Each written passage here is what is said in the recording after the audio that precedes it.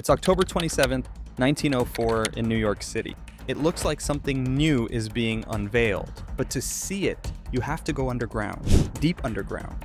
You follow the crowd down the stairs. It's packed. Then you see it, a shiny metal tube.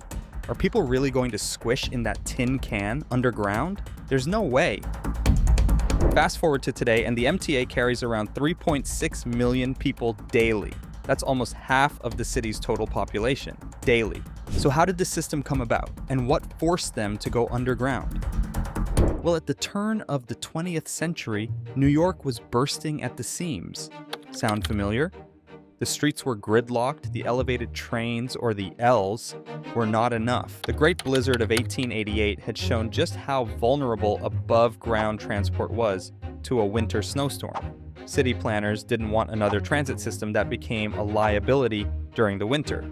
So they turned to London's underground system as a model, because subways weren't new.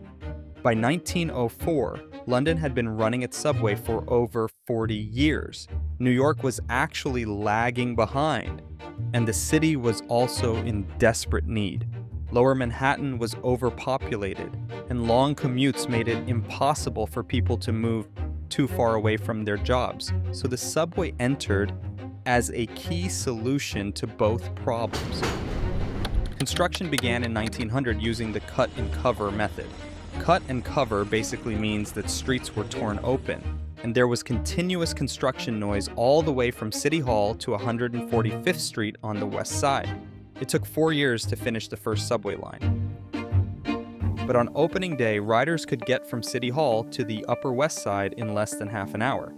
And that's when all the changes really started. You see, on the first day, over 150,000 people rode the subway. Word got around, and it made sense. At a nickel per ride, everyone found a cheaper and faster option than horses. After all, you have to feed a horse, clean up after it, and find some place to keep it, all of which get much tougher in the winter. But the real change wasn't between horses and subways. The real change was the bump in property values for New York City neighborhoods that fell along the subway line. These areas saw more businesses open up, more residents move in, and ultimately more development across the board. With shorter commute times, people working in Lower Manhattan could easily hitch a ride on the train to get uptown by dinner. Funny enough, not much has changed. These original subway lines form the core part of what are today's 1, 2, and 3 lines. It's the Red Line, New York's wealthiest subway line. It's the one that most of Wall Street uses to commute from the Upper West into Lower Manhattan. Many of the original stations are still serving thousands of New Yorkers. For the discontinued stations, or ghost stations as they're commonly called, you can actually visit them through the New York Transit Museum. But back to the initial subway line. You see, there is a dark past when it comes to the subway. During the construction phase, the city had many accidents and even fatalities. Many workers died from cave-ins and collapses, and accidents involving the machinery used on site. Remember, this was the early 1900s. There wasn't much accountability for safety standards. Yet these challenges did little to stop the subway's popularity. It's the same as today. If something makes our lives easier, we often overlook the costs to others. But despite its popularity, the subway didn't have a perfect track record in the beginning. Early passengers often complained about the poor air quality from dust and dim lighting in both the carriages and stations. Poor ventilation led to many complaints about health risks. And yet ridership kept growing year after year. To keep up with demand, multiple companies started building their own subway lines. We had the IRT, who built the original line. Then the BMT came along. They built the Brooklyn-Manhattan lines.